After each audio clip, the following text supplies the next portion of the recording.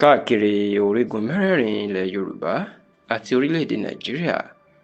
ni wọ́n ti ń ké gbajúgbajà oníṣègùn tó mọ tìfun-tẹ̀dọ̀ egbòogi ìbílẹ̀ àti oríṣiríṣi àrùn tó ń ṣèyàn ìyún Dókítà Akíntúndé Ayẹni, ẹni tí gbogbo èèyàn mọ̀ sí Yemkem, tí ó ní iléeṣẹ́ Yemkem International tí olú iléeṣẹ́ wọn wà ní ìpínlẹ̀ Èkó tó sì tan ẹ̀ka gbòǹgbò káàkiri gbogbo ilẹ̀ Yorùbá àti Nàìjíríà.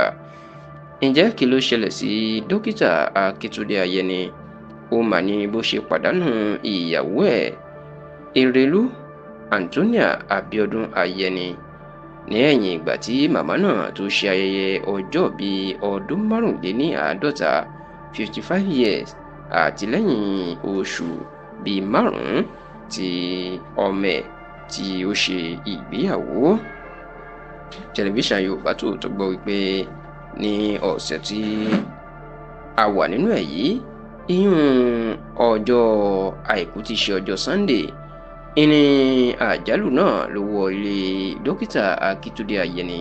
nígbà tí Erelú Antonia Abiodun Ayẹni tó jáde láyé. Ohun tó sì ṣe àwọn èèyàn ní kàyéfì jù nípa ikú màmá náà ni wípé kò tí ì pẹ́ púpọ̀, kódà kò tí ì pé ọ̀sẹ̀ kan tí màmá náà tó ṣe ayẹyẹ ọdún 55 55 years, òní ẹlẹ́mìí ló máa gba ẹ̀mí ẹ̀, èyí tí ó fa ariwo ìbànújẹ́ nínú ilé olóyè Akíntúndé Ayẹni, ẹni tí gbogbo èèyàn mọ̀ sí Yemkem International. Ìkan tó tún wá jẹ́ nǹkan ìbànújẹ́ lórí ọ̀rọ̀ ikú Erelú Antonia Abiodun Ayẹni, òun ni bó ṣe jẹ́ wípé ní nǹkan bí oṣù 5-6 sẹ́yìn ni ọmọkùnrin òun àti ọkọ ẹ̀ Yemkem, ìyún Christopher Ayẹni, ìní ó ṣe ìgbéyàwó tó fẹ́ olólùfẹ́ tí orúkọ ẹ̀ ń jẹ́ Adéọlá Bóyè. Kódà gbọ̀ngàn ayẹyẹ Hyde Park tó wà ní ìpínlẹ̀ Èkó ni wọ́n ti ṣe ayẹyẹ ètò ìgbéyàwó náà. Bó tilẹ̀ jẹ́ pé dàsìkò tá a ṣàkójọpọ̀ ròyìn yìí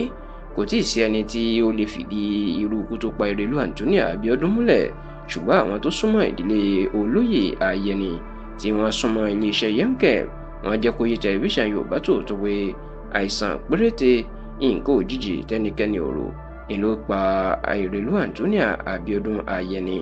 Bẹ́ẹ̀ làwọn tó súnmọ́ bàbá yìí jẹ́ kó di mọ̀ pé bàbá ń wá ìyàwó dáadáa àti ìyá dáadáa,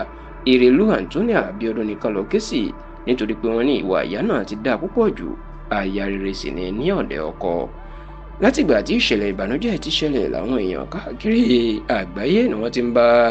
Dókítà Akíntúndé Ayẹni tí gbogbo èèyàn mọ̀ sí Yemkem tó tún jẹ́ aṣíwájú láàrin àwọn tí ó ń lo egbòogi ìbílẹ̀ láti fi tú ọmọ aráyé sílẹ̀, ni wọ́n ti ń bá a kẹ́dùn. Kódà nínú ọ̀sẹ̀ tí a wà yìí, ó ní ẹni àkọ́kọ́ ní ìpínlẹ̀ Èkìtì, ìyẹn gómìnà Bíọ́dún Oyèbánjí, ló ṣàbẹ̀wò sí ilé Dókítà Akíntúndé Ayẹni tó wà ní ìpínlẹ̀ Èkó láti bá a kẹ́dùn.